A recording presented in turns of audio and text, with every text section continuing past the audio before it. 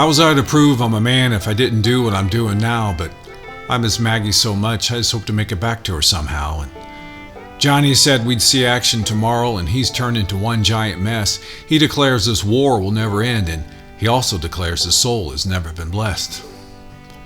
But I told Johnny just to watch the elders and run when they run and draw back when they draw back, and they won't touch us unless they come up on a sneak attack, which is unlikely.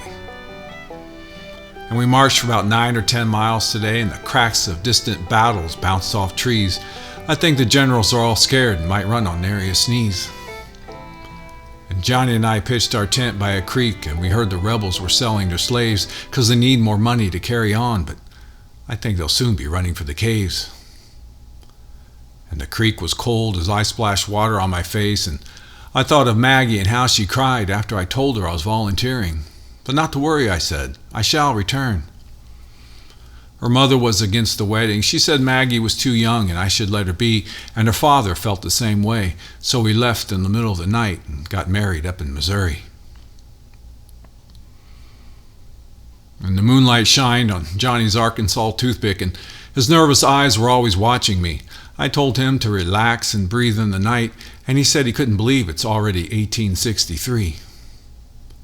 Then I rummaged through my haversack and shared my ration with him, and he told me about his parents back on the farm.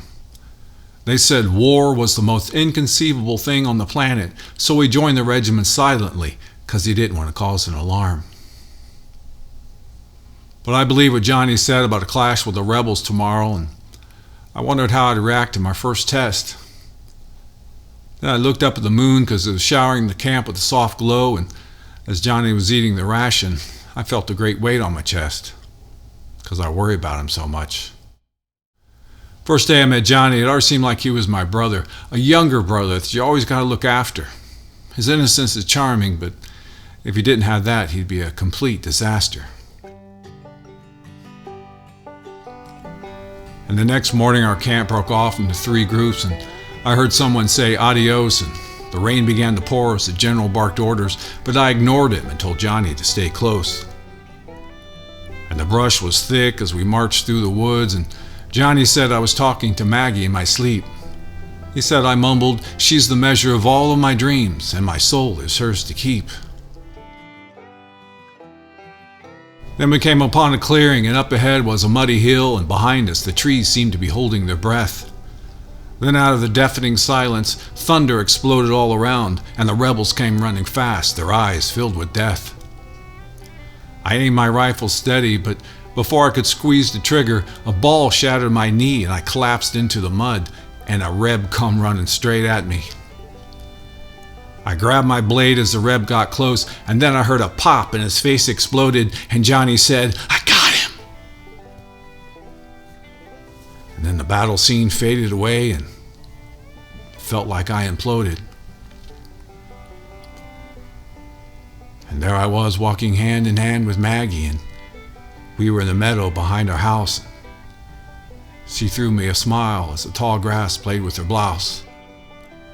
And then, whoom! I saw Johnny's face, and we said, "We got all the rebels. Now it's time to get out of this place."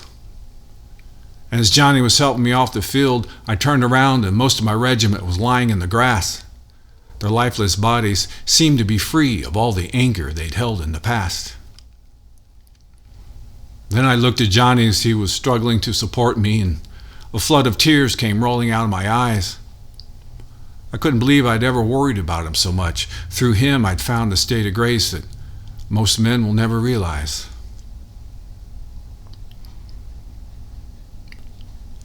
A few hours later, I was biting down on a piece of wood and staring up at the top of the tent because old Sawbones was cutting my leg off, and I was trying to figure out what this all meant.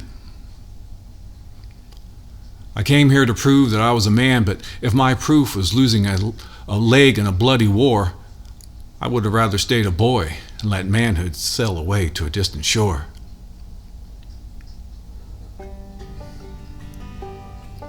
And as the wagon carried me away, I could still feel my leg that wasn't there. Then Johnny came running after me, and he said, "We'll see each other soon, I swear." But as the wheels churned through the mud, I knew I'd never see him again. And Johnny stopped in the middle of the road, and his face lit up with a giant grin. And a couple of weeks later, I hobbled up to my house, and I saw Maggie in the garden. And she ran to me, and we held each other for hours.